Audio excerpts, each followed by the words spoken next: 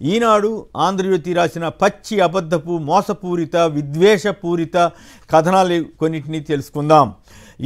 ఈడ్చిగొట్టిన EC అంటూ ఈనాడు పత్రిక తనదైన శైలిలో అక్కసుని ఉన్నవి లేనివి కల్పిత గాథల్ని కలిపి పెద్ద ఎత్తున కథనాన్ని ఇచ్చేసి వికృతానందం పొందింది. నిజానికి బీజేపీ పంచన తెలుగుదేశం చేరిందే ఇందుకోసం అన్న సంగతి అందరికీ తెలుసు. ఎన్నికలని వాయిదా లేటుగా చేయించడంలో కానీ, సచివాలయ వాలంటీర్లని పెన్షన్దారులకి ఇళ్లకు వెళ్ళి పెన్షన్ అందజేయకుండా ఆపు చేయించడంలో కానీ సఫలం. ఎన్నికల కమిషన్ పైన ఒత్తిడి తెచ్చిన తెలుగుదేశం పార్టీ ఇప్పుడు అధికారులను బదిలీ చేయించామని సంబరపడుతున్నాయి. అది 2019లో మరి ఆ లెక్క వస్తే 2019లో ఆనాటి ఇంటెలిజెన్స్ డీజీపీని ఎన్నికల కమిషన్ బదిలీ చేస్తే ఈడ్చిగొట్టిందని ఎందుకు రామోజీ రాయలేదో తెలుసుకోవాలి. ఈ మధ్యనే పశ్చిమ బెంగాల్లో పలువురు ఉన్నతాధికారులను ఈసీ బదిలీ చేసింది. ప్రతిపక్షాల పాలనలో ఉన్న ప్రభుత్వాలకు సంబంధించి అధికారులపై బదిలీ వేటు వేయటంలో ఎన్నికల సంఘం మరీ ఎక్కువ ఉత్సాహపడుతున్నట్లుంది. ఇది బహుశా ఇది బీజేపీ ఒత్తిడా అన్న అనుమానాలని వివిధ పార్టీలు వ్యక్తం చేస్తున్నాయి. వాటన్నిటి గురించి మాత్రం ఈనాడు రాయకుండా ఒక్క జగన్ ప్రభుత్వంపై పడి మాత్రమే రామోజీ ఏడుస్తుంటారు. మరి మార్గదర్శి సంబంధించిన డబ్బు 51 లక్షలు ఎలా నగదు దొరికిందో కూడా రామోజీ రాసుకుని ఉంటే బాగుండేది కదా, అనుకున్నట్లే చేసింది అంటూ గ్రామ వార్డు సచివాలయాల వద్ద పింఛన్ల పంపిణీకి ప్రభుత్వ నిర్ణయం అంటూ దానిపై కూడా ప్రభుత్వాన్ని తప్పుపడుతూ వార్తలు ఇస్తోంది. ఆపేసిన చంద్రబాబు, ఆపేసిన నిమ్మగడ్డ రమేష్ గొప్పవాళ్ళు, మంచివాళ్ళు. ఎన్నికల కమిషన్ ఆదేశాల మేరకు సచివాలయాల వద్ద ఇస్తుంటే అది తప్పని మొత్తం వైసీపీ ప్రభుత్వంపై నెట్టడానికి రామోజీ చేస్తున్న కుట్ర ఇదంతా కూడా కనపడుతూనే ఉంది. ఇళ్ల వద్దకు వెళ్లకుండా ఆపింది వాళ్లే. అప్పుడు ఇళ్ల వద్దకు ఆపితూ వాలంటీర్లని సేవలు నిలుపుదల చేసినప్పుడు చంకలు గుద్దుకుంది రామోజీరావే. ఇప్పుడు తెగ భయపడిపోయి వైసీపీ ప్రభుత్వంపై అడ్డగోలు కథనాలు రాస్తున్నారు.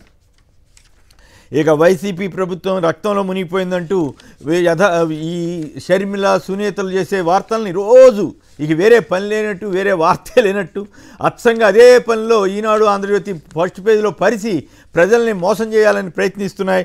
అసలు వాస్తవం ఏమిటి? హంతకుడు దస్తగిరిని ఎందుకు పక్కన పెట్టుకు తిరుగుతున్నారన్న దానికి వాళ్ళిద్దరూ ఇంతవరకు సమాధానం ఇవ్వలేదు. పైగా ఎదుటివారి మీద ఆరోపణలు చేస్తూ ఇట్లా ప్రచారం చేస్తే జనం ఎవరు నమ్ముతారు? ఈనాడు ఆంధ్రజ్యోతిలో పెద్ద ఎత్తున రోజు ఫస్ట్ పేజీలో వేసుకుంటే జనం నమ్మే పరిస్థితి ఉంటుందా? టీడీపీ ప్రయోజనాల కోసం పనిచేస్తూ షర్మిల కానీ సునీత కానీ వారిద్దరూ విలువలు పోగొట్టుకుంటున్నారు. మరి ఆ మాటకు వస్తే పూకిళ్ళు వంగవీటి రంగాన్ని చంపించింది ఎవరు? అలాగే పుష్కరాల్లో 29 మంది మరణిస్తే ఎవరి పబ్లిసిటీ పిచ్చి కారణంగా మరణించారు? ఇవన్నీ కూడా రాస్తే బాగానే ఉంటుంది. మరి రాయకుండా ఎంతసేపు జగన్ ప్రభుత్వమైనా జగన్ మీద పడి ఏడవటం తప్ప రామోజీరావుకి ఇంకేమీ చేయట్లేదు. వైకాపాకు వంతపాడే కుట్ర, సిఎస్ జవహర్ రెడ్డి, మురళీధర్ రెడ్డిల ప్రచారం అంటూ మరొక దిక్కుమాలిన వార్త రాసింది. ఈ ఎంతసేపు అధికారుల మీద పడి, అంటే వీళ్ళు చెప్పినట్లే రామోజీరావు ఆదేశించినట్లుగా అధికారులు పనిచేయాలి, లేకపోతే బురదేయటం, ఇదే కార్యక్రమంగా పెట్టుకున్నారు. ఇప్పుడు అందుకే బీజేపీతో పొత్తు పెట్టుకుని కేంద్రం ద్వారా ఎన్నికల సంఘం మీద పదే ఒత్తిడి చేస్తున్నారనడానికి ఇవన్నీ నిదర్శనాలుగా కనిపిస్తాయి. తెలుగుదేశంకి భజన చేస్తున్న ఈనాడు వారి ఇష్ట ప్రకారం అధికారులు పనిచేయాలని తెగ తాపత్రయపడుతోంది. అందుకే పిచ్చి రాతలు రాస్తోంది. గతంలో ఎన్నికల విధులకే సచివాలయ ఉద్యోగులు పనికిరారని గోల్ చేసిన ఈనాడు రామోజీ ఇప్పుడు వారిని లబ్ధిదారుల వద్దకు పంపించాలని చెప్పి సలహాలు ఇస్తున్నారు.